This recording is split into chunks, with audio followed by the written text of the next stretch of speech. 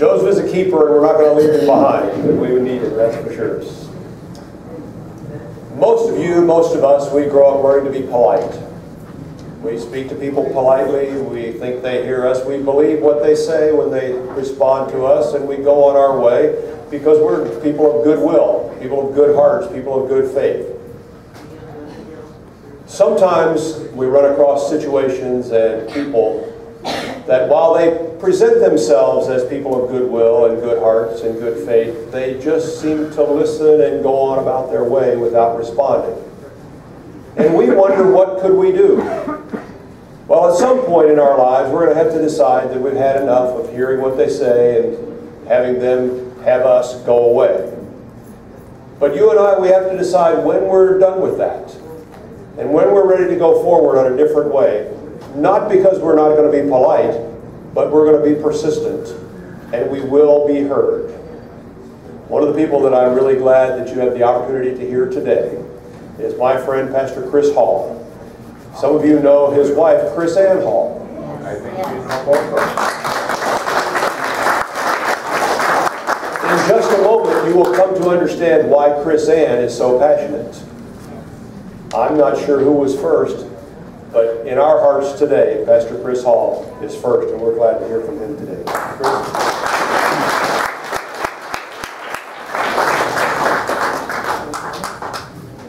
Well, I appreciate the opportunity to be here, and thank all you guys for coming out today. I want to say at the outset, I think this is a prime example of why people of faith need to be engaged in the political process. Sadly, there are people of faith who have their children in the government schools while at the same time teaching that we are not supposed to be politically engaged. And that is really a sad state of the church today. But as you've seen on the videos and heard people speak, look at what is being injected into the minds of our children and into the minds of our neighbors' children. And some would say, well, I've taken my child out of those schools, so it's not my fight. Well, I've taken my child out of those schools. And matter of fact, I should drop in right here for $400 a year and a few hours a day. You could teach your child. You can educate your child. I mean, that's the ultimate Common Core solution. Get them out of there. And for $400 a year, it's not too hard. You want to know more about that, see me when I'm done. But guess what? There are people that, there are children that are still in those schools. And there are, sad to say, minorities and low-income households that are trapped in some of those schools and feel like they don't have a way to get out. And Jesus said we're not only to love God, but we're to love our neighbors as ourselves. So are we not to fight for those children as well? Are we not to fight for our neighbors' children? I say that we should.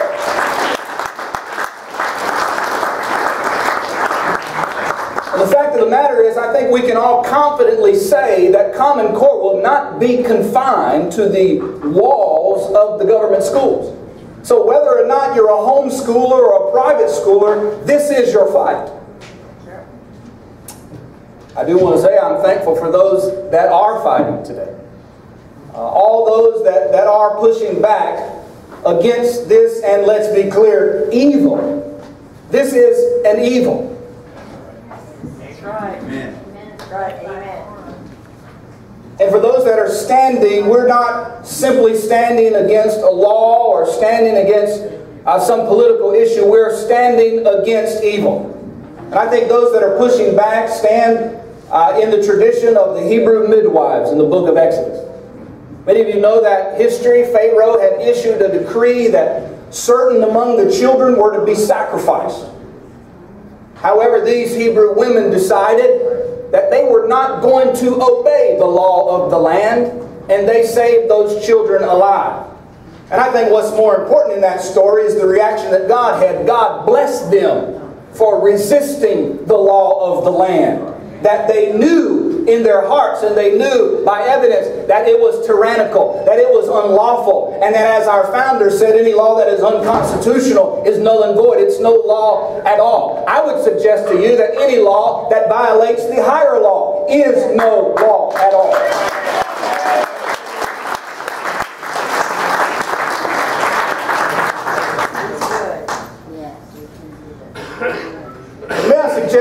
this is not just an argument over standards. This is not simply an argument about testing. This is not an argument only about textbooks. This is a fight for our children, and therefore it is a fight for our future. That's right. When we raise and educate our children, we are laying the foundation for the very future of our society. And if the foundation's being destroyed, what can the people do? Well, I'll tell you what the people can do.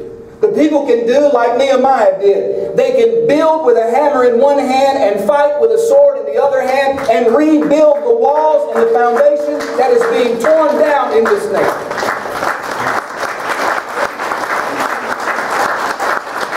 And I know that the people in this room, I know many of you, and I know that you wouldn't be here today if that was not your intent. That is what we intend to do. We will fight and we will push back against this wicked assault against our children. I am still trying to discern whether Jeb Bush is simply ignorant or evil.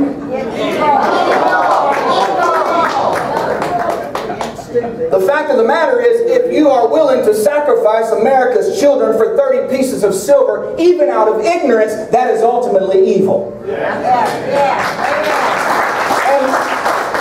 the notion that we would even consider such a man for candidacy for president of the United States is absolutely mind-boggling.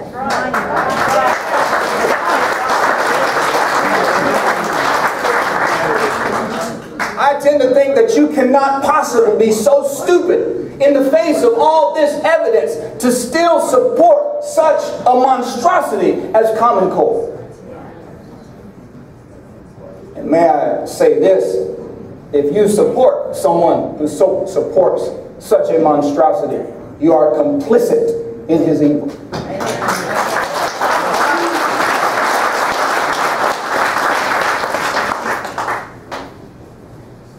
Sadly, it seems we have a few legislators who are happy to corrupt our children. That's right. To support this big government statist, phony, baloney Republican. That's right. I think it's time that we let them know that we don't agree with that. And we will not support that. And you better put your money where your mouth is when it comes election time. It's my understanding, I don't want to give inside baseball away, but it's my understanding we've walked this hall enough, and we've talked to many legislators enough that we have heard some that will stand and say, we don't support Common Core, we agree with everything you're saying, but we don't want to make Jeb Bush look like he doesn't have the support of his home state. That is absolute hogwash. That is wicked and disgusting. Our children are not fodder in this political battle that they continue to play just to gain power. Even within this legislative body, there are people who claim to be people of faith, but yet somehow have decided that this is a gray issue. If you have any iota of discernment, it should be crystal clear that this is not a gray issue. That's right. You can look at the evidence, you can look at the results, you can look just about anywhere and everywhere at what is going on. And it is abundantly clear, it is crystal clear that Common Core is wrong for our children, it is wrong for our state, and it is wrong for our nation, and it needs to be excised from our schools. That's right.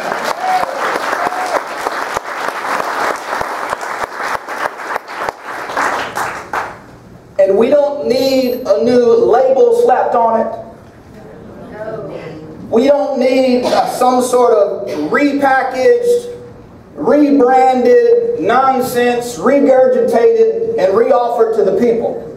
What we need is this thing pulled out by its roots.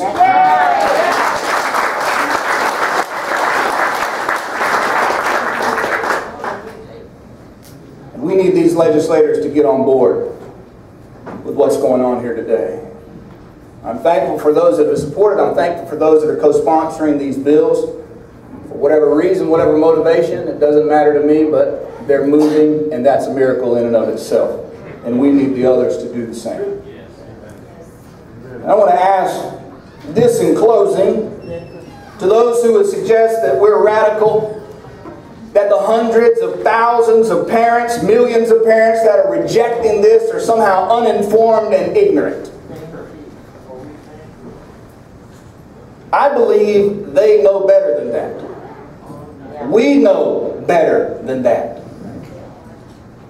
I would ask this: how high on the ladder do you think you can climb?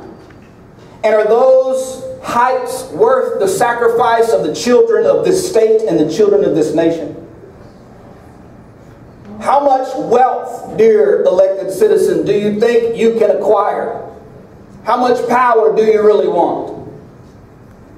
Because I'm here to tell you, at the top of that ladder, there is one who owns all the wealth that there is to own, who they will have to answer to. That's right. And there is no ladder high enough to outclimb his judgment.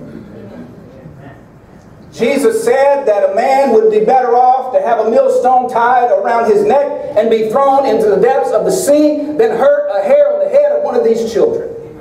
And these politicians may be able to escape the accountability of the voters. They may be able to lie to the voters, but you will not lie to God, and you will not escape His accountability. There is a reckoning coming one day. There is an account that will be had.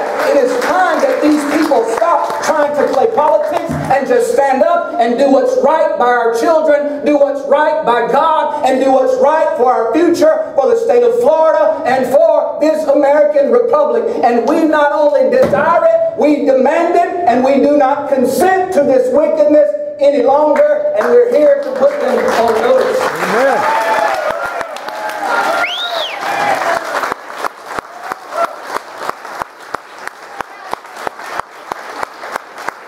So I encourage you, do not be discouraged. Do not be defeated.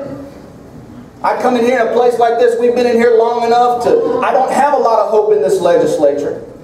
I don't either.